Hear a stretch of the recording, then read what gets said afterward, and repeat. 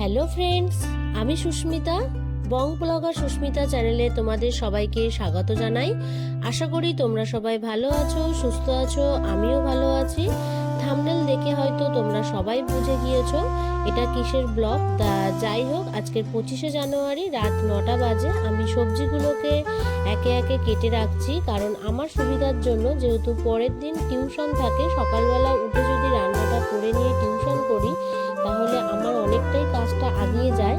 আর tuition করার পরে যদি রান্না বসাই, তাহলে অনেকটা বেলা হয়ে যায়। তারপরে খুব কষ্ট হয়, যেহেতু বিকালবেলাটাও আমার আর একটা ব্যাচ থাকে। তো যাই হোক, এখানে আমার 5 রকমের সবজি কাটা হয়ে গিয়েছে, যেহেতু ভাজা করব। তারপর পেঁয়াজ, টমেটো, আদা, রসুন, বাঁধাকপিটাও কেটে নিয়েছি। আর এখানে মাটনটা ভালোভাবে ধুয়ে রাখলাম, রেখে তারপরে একে একে সমস্ত কিছু দিয়ে ম্যারিনেট করে রেখে দেবো।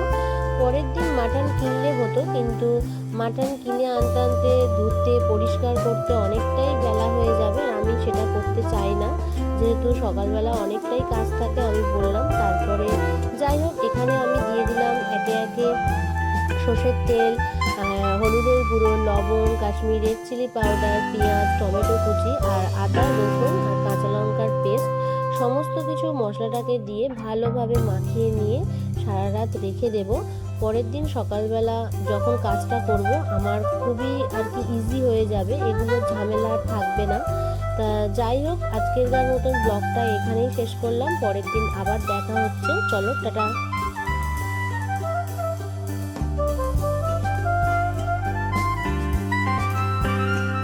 গুড মর্নিং ফ্রেন্ডস, আজকে 26শে জানুয়ারি, প্রজাতন্ত্র দিবস। সকালবেলা ঘুম থেকে উঠেই আমার সবার প্রথমে কাজ থাকে রান্নাঘরে।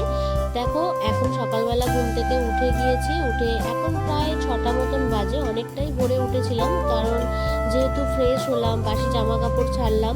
তারপরে চলে আসলাম রান্নাঘরে। ফ্রিজ থেকে দুধটা বার করলাম, যেহেতু পায়েস করব। তারপরে গতকাল রাতে যে সবজিগুলো কেটে নিয়েছিলাম, সেগুলো একে একে বের করে নিলাম। আর এখানে গোল গোল করে যে আলুগুলো কেটেছিলাম, সেই আলুর উপর লবণ আর হলুদ মাখিয়ে নিলাম, নিয়ে আর ভালোভাবে ভেজে নেব। আর আমি এখানে যে তেলটা ইউজ করছি, সাদা তেল আর সর্ষের তেল দুটোই মিক্সড করা।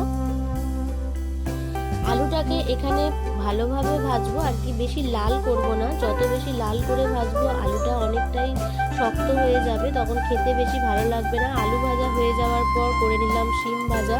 শিমটা ভাজা হয়ে যাওয়ার পর করে নেব কুমড়ো ভাজা। একে একেই সমস্ত সবজিগুলো ভেজে নেব। আর এখানে আমি 5 রকমের সবজি ভাজা আর কি করব।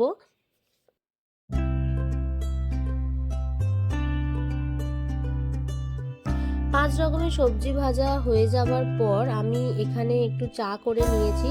তোমাদের দাদাভাই এতদিন বাড়ি ছিল না, ও অফিসের কাজের জন্য আসামে গিয়েছিল। তা ওর একটু জ্বর জ্বর লাগছে বলে ও বলল যে একটু আদা আর গোলমরিচ লবঙ্গ দিয়ে একটু লিকার চা করে দাও। তা ওকে চা দিলাম। আর এই দেখো, এদিকে বাবাই কত কায়দা করছে। ওকে তো আমি বলছি বিস্কুটটাকে লাফিয়ে নে।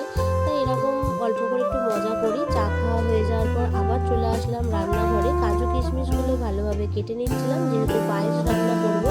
আর এইদিকে বাঁধাকপিটা হয়ে গিয়েছে। বাঁধাকপিটা আমি সেরকম কিছুই করিনি, জাস্ট মটরশুঁটি, আলু আর যেমন করে পেঁয়াজ, আদা, রসুন আর টমেটো দিয়ে ওরকমভাবেই বাঁধাকপি করেছে। এদিকে ডাল হয়ে গিয়েছে, 5 রকমের ভাজা হয়ে গিয়েছে, তোমাদের কাছে সবই দেখালাম। আর এদিকে কাজু আর কিশমিশটা ঘি দিয়ে ভালোভাবে ভেজে নেব, পায়েসে দেব। এটা পায়েসে দিয়ে দেওয়ার পর আর একটু ফুটিয়ে নেব, নেওয়ার পর পায়েসটাও আমার হয়ে যাবে। তারপর আলাদা আবার আরেকটা কড়াইয়ের মধ্যে তেল দিলাম, দিয়ে তারপরে হলুদ আর লবণ দিয়ে বড় বড় যে আলুগুলো দেখছো, এগুলোকে ভেজে নেব, যেহেতু আমি মাটন করবো এবার। আলু ভাজা হয়ে যাওয়ার পর এখানে একই তেলের মধ্যে দিয়ে দেবো তেজপাতা, গোটা গরম মশলা। ঠিক এই মুহূর্তেই আমার গ্যাসটা শেষ হয়ে গিয়েছে। তা বাবা যেহেতু বাড়িতে আছে, তাই বাবাই সিলিন্ডারটা আর কি লাগিয়ে দেবে।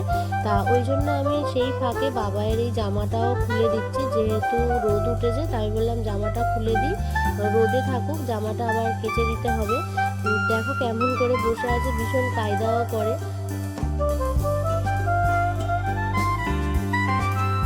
এবার দেখো, ওকে আমি কিন্তু ছেড়ে দিলাম, ও কি সুন্দর ব্যালেন্স নিয়ে আর একটা পা আমার পায়ের উপর রেখেছে। যাই হোক, এরকম ভাবেই আমাদের সময়টা কেটে যায়। তারপরে চলে আসলাম আবার রান্নাঘরে।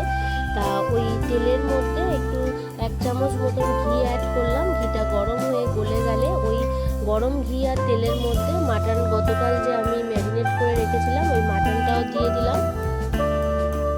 মাটনটা দিয়ে দেওয়ার পর ভালোভাবে মাটনটাকে কষিয়ে নেব।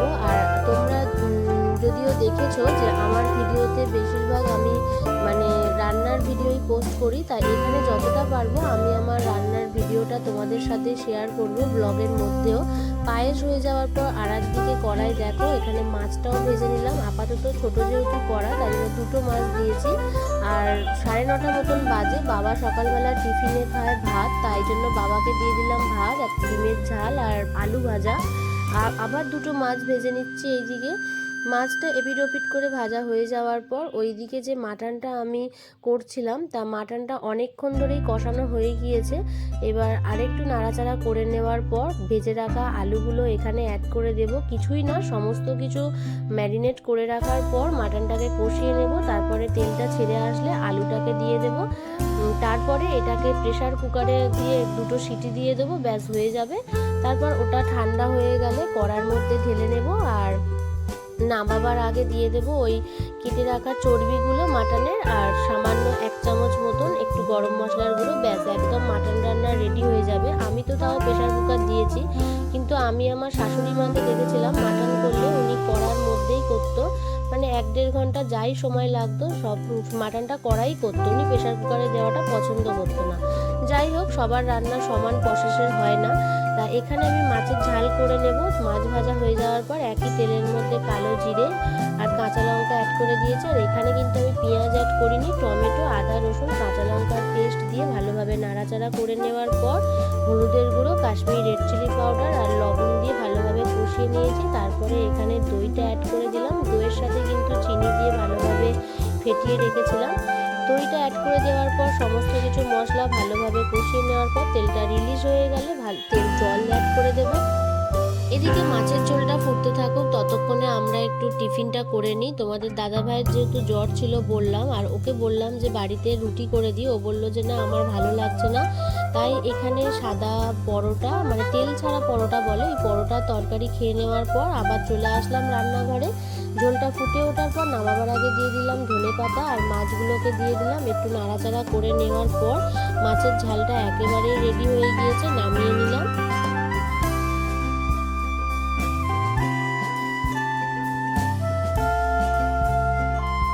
তারপরে স্নান করে নিয়ে চলে গেলাম একটু বাজারে।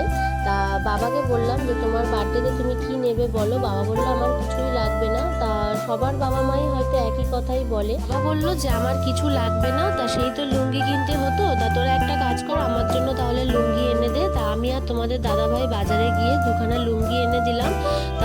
তারপরে বাড়িতে এসে লাঞ্চ করলাম। তা বাবাকে এখানে কি কি খেতে দিয়েছি তোমাদেরকে একবার বলি। 5 রকমের ভাজা, ভাত, ডাল, বাঁধাকপির তরকারি, মাছের ঝাল, বাসন্তী পোলাও, মাটন কষা, আর দিয়েছিলাম পায়েস। মিষ্টিটা স্কিপ করা হয়েছে যেহেতু বাবা বললো মিষ্টি খাবো না, মিষ্টি রাতে খাবো।